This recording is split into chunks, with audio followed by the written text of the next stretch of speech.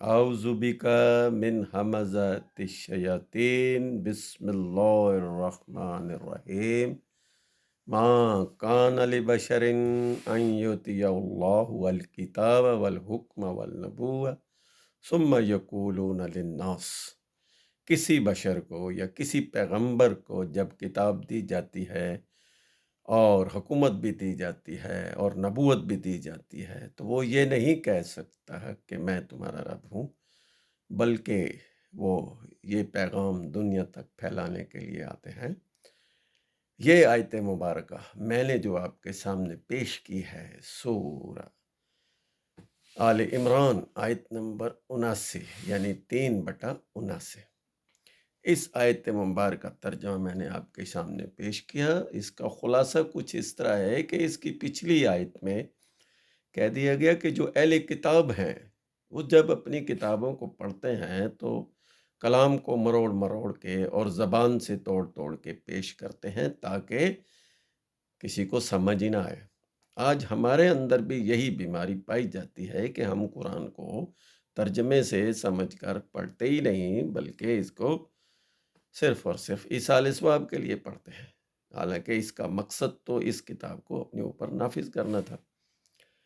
اور اگلی آیت میں کہا کہ جب ہم نبوت دے دیں، حکومت دے دیں، تو پھر نبی کسی پیغمبر کسی انسان کو یہ نہیں کہہ سکتا کہ تم میری پیروی کرو، بلکہ وہ یہ کہتے ہیں کہ تم اللہ کی اس کتاب کی پیروی کرو جو مجھ پر نازل کی گئی ہے۔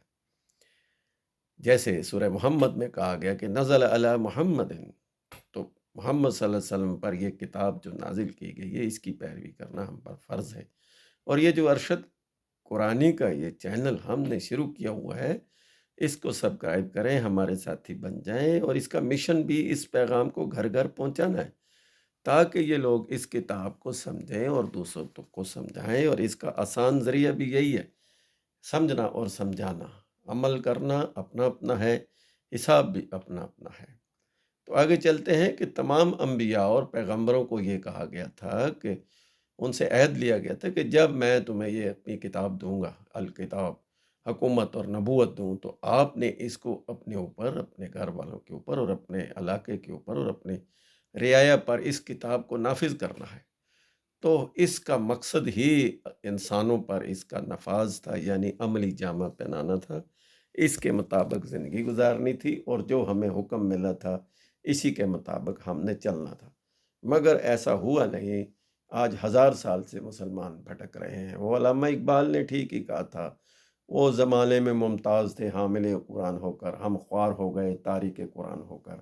تو ہم نے اس خواری سے بچنا ہے جس میں آج مسلمان مبتلا ہیں، فرقہ واریت میں بھی مبتلا ہیں۔ اس کو ختم کرنے کے لیے ایک ہی ذریعہ ہے، قرآن، قرآن اور صرف قرآن۔